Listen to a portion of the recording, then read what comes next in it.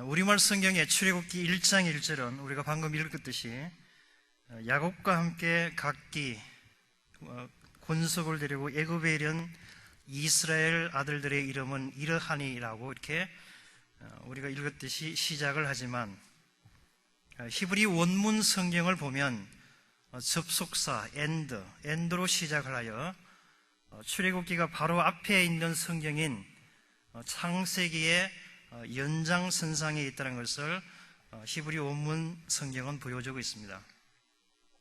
왜냐하면 창세기의 마지막 부분은 야곱의 12번째 아들인 요셉이 애굽의 노예로 팔려가지만, 11번째 아들이죠. 11번째 아들인 요셉이 애굽의 노예로 팔려가지만 하나님의 함께 하심을 통해서 애굽의 총리 대신이 되고, 또한 가나안 땅에 있던 야곱과 그의 아들들이 흉년이 들어서 요셉의 초청으로 애굽으로 이주하는 장면으로 창세기는 그 막을 내리기 때문입니다. 오늘의 본문 말씀은 야곱과 그의 아들들이 애굽에 이주한 지 400년의 시간이 흐른 뒤에 그 시대를 배경으로 하고 있습니다. 그러니까 오늘 우리가 읽었던 본문 말씀 6절과 7절 사이에는 약 400년이라는 그런 시간의 간격이 있습니다. 처음에 70명에 불과한 야곱의 자식들, 그 이스라엘 민족이 400년 만에 엄청난 숫자로 증가를 하였습니다. 출애굽 시에 이스라엘 숫자가 60만이라고 그렇게 성경은 기록하고 있습니다. 70명이 400년 만에 60만 됐습니다. 60만. 출애굽 시 이스라엘 숫자가 60만이라고 성경은 이야기하고 있는데, 아마도 결혼만 하면은 2쌍둥이 또는 3쌍둥이를 낳고 한 부부가 힘 닿는 데까지 계속해서 아들을 낳았던, 그렇게 보입니다. 60만이라는 숫자는 20세 미만의 아이들과 60세 이상의 노인, 그리고 여자들을 뺀 그런 숫자이기에 실제로 이스라엘 숫자는 60만 곱하기 5 정도를 해야 됩니다. 60만 곱하기 5는 얼마 됩니까? 6, 5, 30, 300만 정도 되는 숫자라고 해야 정확할 것입니다. 실로 상상을 초월하는 숫자가 아닐 수 없습니다. 도대체 300만 명이 어느 정도인지를 알아보기 위해서 제가 달라스 카운티 인구를 인터넷으로 검색을 해봤더니 2004년 기준으로 달라스 카운티에 230만 명이 살았다고 합니다. 그리고 230만 명의 인구를 가지고 있는 달라스 카운티는 미국에서 9번째로 큰 카운티라고 합니다. 저는 미국의 이곳저곳을 다니면서 놀랄 때가 굉장히 많이 있습니다. 다른 것 때문에 놀라는 것이 아니라 전혀 사람이 살 것 같지 않는 아주 시골인데도 가보면은 사람들이 굉장히 많이 살고 있는 것 때문에 저는 가끔 놀랍니다. 달라스도 얼핏 보기에는 많은 사람들이 살고 있지 않는 것처럼 그렇게 보이는데, 아침과 저녁에 출퇴근길에 보면 어디에서 나오는지 I-35 이스트와 635가 만나는 데는 매일 막히고 있습니다. 그래서 이곳 달라스에 엄청난 인구가 있다는 것이 실감이 납니다. 그런데 출애굽시의 그 인구가 현재 달라스시의 인구보다 훨씬 더 많은 인구였더라고 성경은 이야기하고 있습니다. 그것도 기원전 15세기, 그러니까 지금으로부터 약 3,500년 전에 인구가 300만이었다면 엄청난 숫자입니다. 하나님께서 이스라엘 백성들에게 엄청나게 생육과 번성의 복을 내려주신 것입니다. 이것은 하나님의 신실하심을 증명하는 하나의 사건이라고 할 수 있습니다. 하나님께서는 천지를 창조하시고, 특별히 인간을 창조하시고 생육하고 번성하고 땅에 충만하라고 그렇게 명령하시는데, 그 창조의 목적과 의도대로 하나님의 백성 이스라엘이 생육하고 번성하고 땅이 충만해지는 그런 축복을 받았던 것입니다. 요셉이 죽은 이후에 얼마 있지 않아서 이스라엘 백성들은 하나님을 잊어버리고 살았지만, 하나님께서는 아브라함에게 내 자손을 하늘의 별만큼 바다의 모래만큼 많게 하시겠다라고 하신 그 약속을 하나님은 잊지 아니하시고 그 약속을 묵묵히 이루어 가시는 신실하신 하나님이심을 우리는 발견할 수가 있습니다. 우리는 때때로 우리가 하나님께 약속한 약속들을 잊어버리거나 또는 실행에 옮기지 못할 때가 있지만, 하나님께서는 성실하게 우리의 그 어떠함에도 불구하고 우리에게 하신 하나님의 약속들을 이행하고 계시는 신실하신 하나님이십니다. 하나님께서는 거룩하시고 진실하신 분이시기도 합니다. 거짓말을 하시거나 약속을 번복하시는 분이 아닙니다. 신실한 분이시기 때문에 우리가 영원토록 의지할 유일한 하나님뿐입니다. 그런데 하나님의 약속을 받기 위해서는 우리에게 인내가 필요합니다. 오늘 본문에 등장하는 이스라엘 백성들은 하나님이 아브라함에게 약속하셨던 하늘의 별만큼 바다의 모래만큼의 그 중단 숫자를 이루기에 무려 400년이라는 긴 세월을 애굽의 압제라는 고난 가운데 기다리며 살아야만 했습니다. 하나님의 약속은 대부분 하루아침에 이루어지지 않습니다. 오랜 세월을 우리로 하여금 기다리면서 인내하도록 하시는 것입니다. 오늘 본문의 말씀의 성취를 가져오게 한 원인이 되는 큰 민족을 이루어 주시겠다라고 약속한 그 약속은 창세기 12장 1절 3절에 하란에서 아브라함을 부르시는 그 장면부터, 아니 그 이전 아브라함이 자기의 고향 갈대아 우르에 있을 때부터 벌써 하나님께서 하셨던 약속임을 우리는 알 수 있습니다. 그때 아브라함 나이가 75세 이전이었습니다. 그런데 24년 이상의 세월이 흘러 아브라함의 나이가 99세가 되도록 전혀 약속의 성취에 대한 그런 조짐이 보이지 않았습니다. 그런데 99세에 하나님이 아브라함에게 드디어 나타나시고 이름을 아브람, 존귀한 아버지에서 아브라함, 열국의 아버지라는 뜻으로 바꾸라고 명령을 하십니다. 그리고 내년에 아들이 있을 것이라고 하나님께서 예언을 하십니다. 하나님의 약속대로 아브라함의 나이 100세에 우리가 잘 알고 있듯이 아들 이삭을 낳았지만 큰 민족을 이루어 주시겠다라는 하나님의 약속과는 거리가 먼 것처럼 보였습니다. 이름을 아브라함으로 바꾸지 말걸이라는 그런 후회가 아브라함에게 들었는지도 모릅니다. 아브라함이라는 이름의 그 뜻은 조금 전에 제가 말씀드린 것처럼 열국의 압이라는 뜻을 가지고 있습니다. 그런데 열국은 고사하고 달랑 아들 하나 두고 있으니 족장 아브라함의 체면과 고통은 말할 수 없이 컸을 것이라고 우리는 쉽게 짐작을 합니다. 아마 이웃 사람들이 놀려댔는지도 모릅니다. 어이 아브라함, 자네가 진짜 열국의 아버지 맞는가? 그 많은 자식들은 지금 어디에 있나? 자식이라고는 이삭 하나밖에 없으면서 야, 이 사람아, 이런 값 좀 하게, 그렇게 아브라함을 놀렸는지도 모릅니다.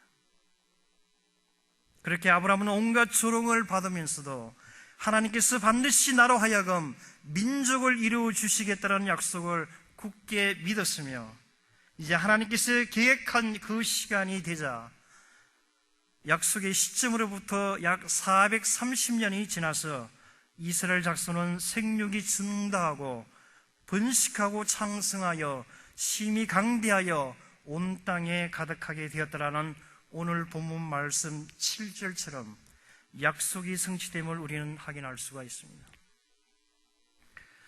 우리는 다윗이 어린 나이에 사무엘 선지자를 통해서 왕으로 기름 부음 받은 사실을 우리는 잘 알고 있습니다. 하나님께서 다윗을 이스라엘의 왕으로 세우기로 작정하시고 사무엘 선지자를 통해서 약속하셨습니다.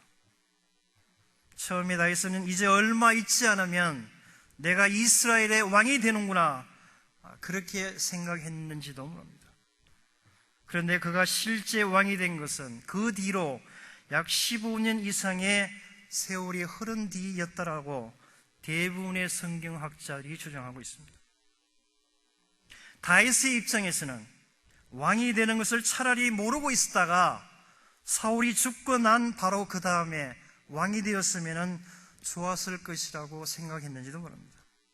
왜냐하면 사무엘 선지자로부터 기름 부음을 받았다는 그 사실 때문에 그는 15년 이상이나 되는 긴 세월을 자기를 죽이려는 사울 때문에 모진 죽음의 고통 속에서 보내야 했기 때문입니다. 그러나 사울이 쫓기는 그 파란만장한 도피의 삶을 통해서 그는 이스라엘에서 가장 위대한 성군이 될 수 있는 그런 기초를 다지게 된 것입니다. 하나님의 약속의 성취가 더디게 오는 것은 우리를 변화시켜 우리를 약속의 성취를 받을 만한 인물로 만드시기 위한 하나님의 배려임을 잊지 마시기를 바랍니다. 그러나 하나님의 약속은 반드시 이루어집니다.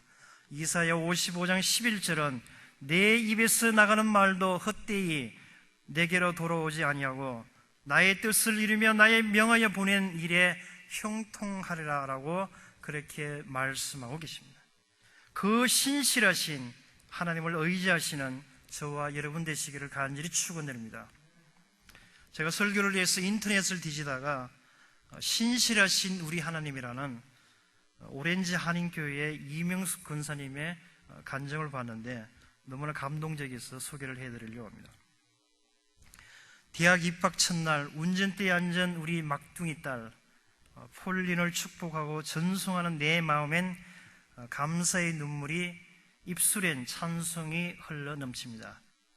이 역사적인 아침 정훈의 잎새들도 주님의 영광으로 빛납니다. 남편도 3번이나 전화를 걸어 폴린의 안전을 점검합니다. 흡사 첫 딸을 유치원에 보낸 부모처럼 작년 6월에 백혈병 진단을 받고 항암 치료가 효과가 없어 11월에 언니의 완벽한 골수로 이식 수술을 했습니다. 그런데 11월 말 의사들이 폴린은 특별한 아이인데 현재 우리에겐 방법이 없습니다. 미안합니다 라고 사형 선고라 다름없는 말을 들었습니다. 그러나 하나님의 자비로운 기적으로 치유를 받고 지난 1월 25일 아빠 생일날 퇴원했습니다. 휠체어를 타고 마스크를 쓰고 힘들게 숨쉬며 학교에 온 폴린과 모임을 가진 학교 스태프들은 의지는 가상하나 체력이 딸려 졸업 못할 것 같을 것이라고 했는데 내셔널 아너 소사이어티와 CSF 리문을 목에 걸고 명예로운 졸업식에 참석하여 학교의 영웅이 되었습니다. 옆에서 지켜본 나는 17세의 예민한 꽃다운 나이에 심히 변한 외모와 졸업과 대학 입학과 장래 문제까지 안고 있던 폴린의 심적 고통이 얼마나 컸을까를 생각해 봅니다. 그러나 돌이켜보니 다 신실하신 우리 하나님의 선한 섭리였습니다. 우리는 백혈병과 골수 이식의 터널을 지나오며 매일 하나님이 주시는 말씀을 묵상하고 나누며 또 기도하면서 오르내리는 숫자와 병의 정성보다는 변함없이 신실하신 하나님께 초점을 맞추고 감사하는 훈련을 받아왔습니다. 저는 창세기 24장을 묵상하다가 소망을 발견합니다. 창세기 1장과 2장 이후 죄가 세상에 들어와 죄가 없는 장이 한 장도 없는데 단지 24장은 아브라함이 자기의 종을 자기의 친족들이 살고 있는 하란으로 자기 아들 이삭을 위해서 배필을 데려오는 그 과정을 설명해 놓은 부분입니다. 그 24장만큼은 67절이나 되는 긴 사건 속에 등장하는 모든 사람들이 다 하나님의 뜻을 이루는데 선하게 쓰임받고 있었습니다. 속임수고 뛰어난 나방까지도 믿음으로 청혼을 받아들이고 누이를 축복합니다. 저는 여기서 오케스트라를 지휘하시는 하나님을 시정 보고 따르면 이기적이고 제약된 인간들도 삶 속에서 이렇게 아름다운 하나님의 오케스트라를 연주할 수 있다는 하나님 나라의 소망을 가졌습니다. 여러 헌혈자들과 모르는 사람들의 따뜻한 미소와 기도, 편지와 음식과 선물 등을 통해 주위의 사랑을 새삼 느끼게 된 점도 하나님의 은혜였습니다. 그 은혜로 지난날의 고통은 많이 잊혀졌습니다.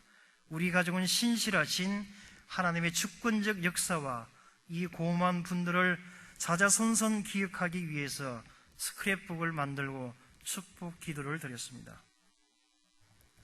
폴리는 환난 당할 때마다 신실하게 약속의 말씀을 주시고 지키신 하나님을 더욱 신뢰하게 되었습니다. 그리고 생명과 작은 것 하나를 감사드리고 인생의 가장 중요한 것이 무엇인지에 참으로 깨닫고 성숙해 갑니다. 자기를 치료해 준 병원에 보답하고 자원봉사하려고 집에서 가까운 학교를 택하였습니다. 하나님께서는 선한 뜻이 있어 폴린에게 백혈병을 선물로 주셨고 그 선물은 우리 가족의 진로를 변화시키고 많은 분들을 변화시키고 예수님을 영접하게 했습니다. 가장 감사한 것은 폴린이 받은 골수와 수혈과 의술은 폴린의 생명을 보장하지 못했지만 회개하고 예수님을 구주로 주님으로 영접한 우리에게 예수님의 보혈과 성령님께서 우리의 영생과 신실하신 하나님과의 친밀한 관계를 보증해 주신 것입니다. 오늘 본문 말씀을 통해서 한 가지 더 알 수 있는 사실은 하나님의 신실하심은 우리의 환경에 제한을 받지 않는다는 것입니다. 지금 이스라엘이 생육하고 번성하는 복을 받는 그 환경은 애굽의 압제라는 굉장히 어려운 상황입니다. 지금 이스라엘은 적대 관계 속에 있는 애굽의 압제 속에서, 그러나 그 속에서 보호받고 자라나고 있다는 것입니다. 이것은 놀라운 일이 아니라 할 수 없습니다. 우리는 보통 세상적으로 좋은 환경 가운데 있어야 하나님의 복을 받고 있고 신앙생활도 잘 할 수 있을 것이라고 우리는 그렇게 생각합니다. 그래서 우리는 하나님께 기도합니다. 하나님을 더 잘 섬기기 위해서 저에게 더 좋은 건강을 주시기를 바랍니다. 하나님을 더 잘 섬기기 위해서 더 많은 물질을 저에게 주시기를 바랍니다.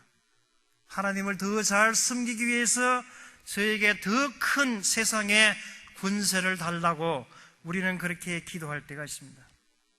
그러나 하나님이 우리를 성장시키는 것은 환경의 지배를 받지 않는다는 사실입니다. 이스라엘이 현재 애굽의 압제라는 그 상황 속에서 성장했듯이 우리는 현재 우리의 그 형편이 어떠하든지 간에 하나님이 우리를 성장시키는 시간과 장수가 바로 오늘 여기라는 것입니다. 그러므로 성경은 마태복음 7장 11절에서 너희가 악한 자라도 좋은 것으로 자식에게 줄 알거든 하물며 하늘에 계신 너희 아버지께서 구하는 자에게 좋은 것으로 주시지 않겠느냐 라고 말씀하고 계십니다. 지금 내가 처한 환경이 나를 위한 하나님이 우리를 성장시키기 위해서 베푸시는 가장 좋은 환경임을 믿으시기를 바랍니다.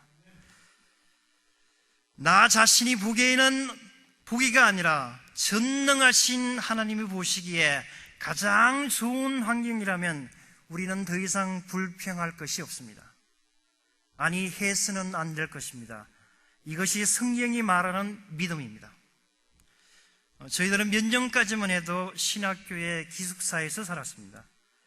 신학교에 오시는 그 많은 전도사님들이나 목사님들의 대부분이 20대 중반에서 40대 이전의 젊은 분들이 많이 오십니다.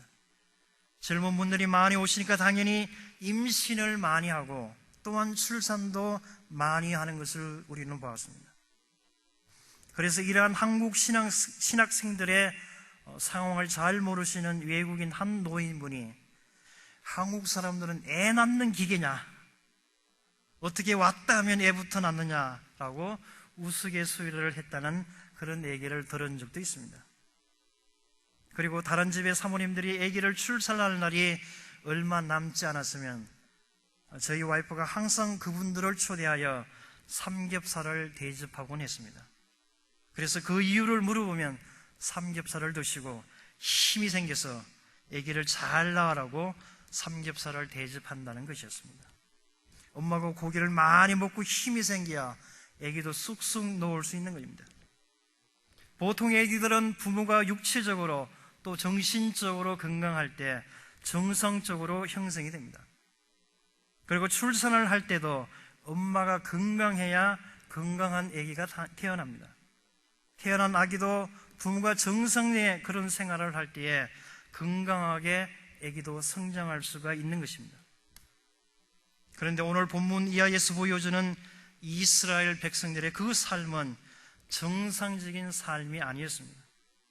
가나안 땅의 기근 때문에 애굽에 내려간 이스라엘 백성들은 애굽의 총리를 지내던 요셉이 죽자 얼마 있지를 않아서 애굽의 박해를 받으며 애굽의 노예 생활을 하게 됩니다.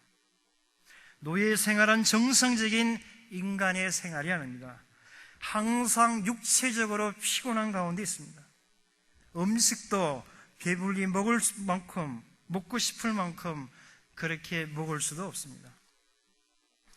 자기의 몸을 자기 마음대로 추정할 수 없는 몸이 바로 노예의 삶입니다.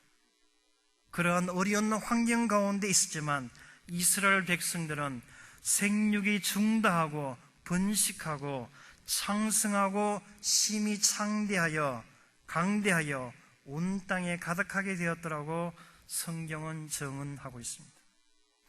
하나님의 간섭이 아니고서는 도저히 설명할 수 없는 사건입니다. 이것이 바로 하나님의 신실하심이십니다. 이스라엘 백성들은 430년 전에 자기들의 조상, 믿음의 조상 아브라함에게 하신 너의 후손을 하늘의 별만큼 바다의 모래처럼 큰 민족을 이루어 주시겠다라고 하신 그 약속을 이스라엘 민족은 다 잊어버리고 있었지만, 그리고 하나님 없는 것처럼 그렇게 살았지만, 하나님께서는 그 약속을 신실하게 지키시고 이스라엘 백성들이 창대하도록 그들의 삶을 주장하시고 이끌어 오셨다는 것을 오늘 본문 말씀이 우리에게 보여주시기를 원하는 교훈인 것입니다. 이것은 오늘 사는 구원받은 우리에게도 동일하게 적용이 되는 말씀입니다. 에베소서 1장 12절은 구원받은 성도들의 궁극적인 목표에 대해서 설명을 하고 있습니다. 에베소서 1장 12절입니다. 이는 그리스도 안에서 전부터 바라던 우리로 그의 영광의 찬송이 되게 하려 하심이라. 이는 그리스도 안에서 전부터 바라던 우리로 그의 영광의 찬송이 되게 하려 하심이라. 이 말씀은 우리 스스로가 하나님의 영광의 찬송이 되게 스스로 그렇게 노력해라, 그런 말씀이 아닙니다. 우리는 그렇게 하고 싶어도 우리의 힘만으로는 그렇게 할 수 없는 존재들입니다. 이 말씀은 우리의 어떠함에도 불구하고 하나님께서는 우리를 하나님께서 약속하시는 그 영광의 자리로 이끌어 가시고야 말 것이라는 하나님의 준엄한 약속이신 것입니다. 우리가 신앙생활을 하면서 가장 우리를 힘들게 하고 무서운 것이 바로 우리 자신임을 우리는 깨닫습니다. 왜냐하면 우리의 저 밑바닥에서 끊임없이 올라오는 우리의 죄악의 본성 때문입니다. 그 죄악의 본성은 하루아침에 없어지지 않습니다. 우리는 늘 놀랍습니다. 우리는 항상 같은 자리를 맴도는 것처럼 그렇게 보입니다. 죄 짓고 회개하고 또 죄 짓고 회개하면서 어제보다 조금도 나을 것이 없는 오늘처럼 보이고, 내일도 오늘과 별반 차이가 없는 것처럼 그렇게 느껴지며 우리 자신을 실망케 하지만, 그래도 우리는 뜻밖의 잘 하고 있습니다. 다만 더러워졌다 씻었다, 더러워졌다 씻었다를 반복하는 정도가 아니라 더 깊이 하나님을 아는 일과 죄성에 대한 이해와 자신의 못난 것에 대한 항복과, 그래서 처음 시작에는 단순한 감격과 의욕밖에 없었는데 그것보다 더 깊고 더 진지하고 더 놀랍고 더 겸손하고 더 믿음에 있어서 하나님을 바라보고, 하나님은 의지하는 사람으로 사실은 성장하고 있고, 이 일에 아무도 방치되어 있지 않고 공허한 쳇바퀴를 도는 하나님의 백성은 하나도 없다는 사실입니다. 나이가 먹는 것과 같이 자기의 나이를 세고 있거나 말거나, 잊었거나 말거나, 떡국을 먹었거나 말았거나, 나이가 들듯이 우리의 하나님의 백성은 하나님의 신실하심으로 반드시 성장하고 완성의 자리로 가고야 만다는 사실입니다.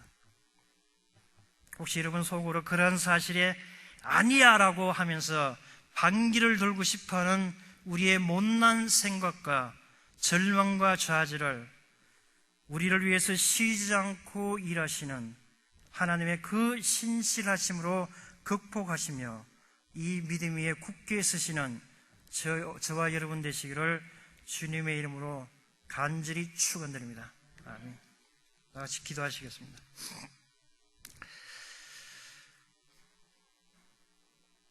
우리의 부족함에도 불구하고, 우리의 어떠함에도 불구하고 우리를 향한 그 하나님의 사랑과 하나님께서 약속하신 그 약속의 그 신실함으로 인해서 우리가 지금 존재하고 있음을 다시 한번 깨닫게 됩니다. 하나님, 날마다 우리의 모습이 아니라 신실하신 하나님을 바라보면서 결국은 우리가 하나님께서 원하시는 그 영광의 자리로 우리가 들어갈 것이라는 그 소망을 굳게 붙들고 살아가면서 현실의 어려움과 피곤함을 극복하고 믿음으로 살아갈 수 있는 저들 되어질 수 있도록 주께서 인도해 주실 줄 믿사옵고 사랑이 많으신 예수님 이름으로 간절히 기도드려옵나이다.